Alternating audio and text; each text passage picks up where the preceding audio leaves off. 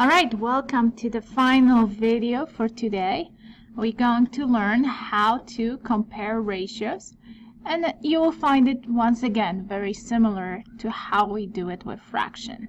Okay, we can do it in three different ways. We can change ratios to decimals, we can simplify, and we can do cross multiply, which is not the least common denominator, but it will work. Okay, so let's look at these. I would like you to write those in your notes. So let's compare those. Let's see, the reason I said compare, what we really will look, it's if those two are equivalent or not. So the ratios are equivalent if I can put them in the same form, if they have the same value, so if they're equal the same.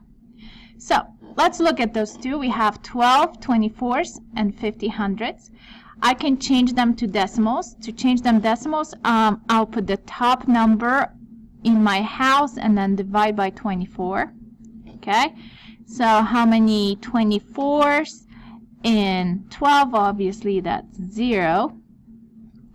But how many in 120? Okay, how many in 120? I'll let you know at this 5. Okay, 5 times 24 is 120. Okay, so that's how I would do. And then I'll also do 50 divided by 100. I can do that also. 50 divided by 100. I pick easy numbers, so I hope you see that it's kind of like there's no point for me to do it. Because how many? Well, that's 0, right? And how many in 500? There's 5. As you can see, they both are 0.5, so they are equal to each other. Okay, I can also simplify it as a fraction. Well, 12 24s I can divide by 12. So 12 divided by 12 is 1, and 24 divided by 12 is 2. Okay, I can also reduce my 50 over 100, which is also a half. Okay, I can do a cross multiply. I think that's the easiest way, and you will see me doing this way a lot.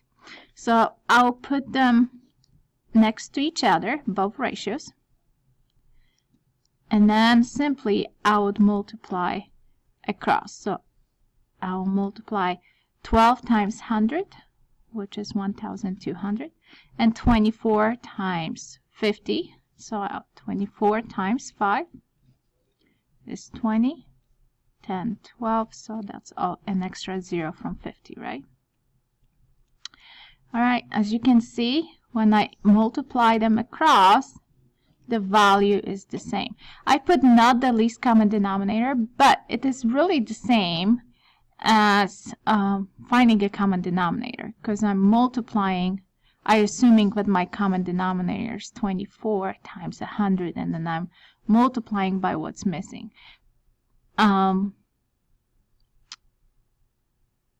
It works for adding fractions, right? But keep in mind that it's not the least common denominator. Okay, but I found the value of my numerator. Okay, I may want to explain it to you more of this one in class. I don't want to take too much on that video, but I'll explain why it works more in class. For right now, what I need you to know is that if I multiply across, if the values are the same, those ratios are equivalent. Okay, so here it is. Tell whether those ratios are equivalent.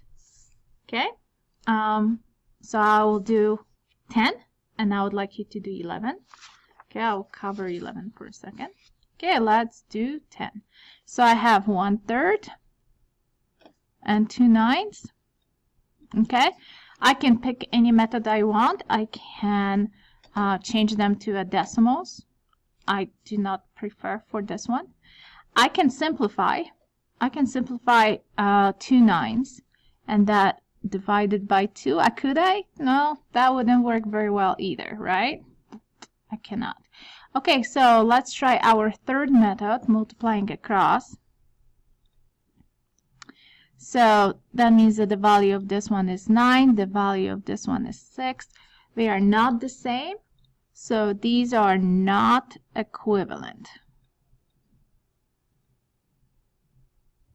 Okay, so why it works? Because I'm really doing a common denominator. Okay, so let me see. If I would do a common denominator, which is 27, you guys will know that, right?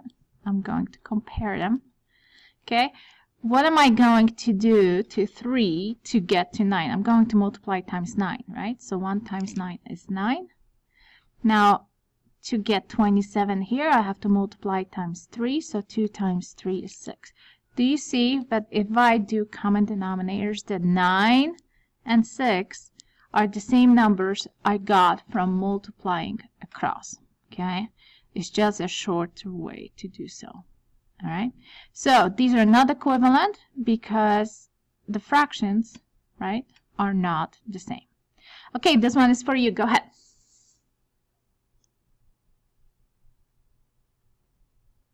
All right, welcome back. All right, let's see what we would do. We would write 2/3 and 24/36. Can I simplify?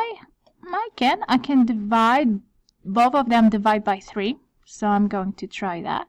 So that's 8 12ths.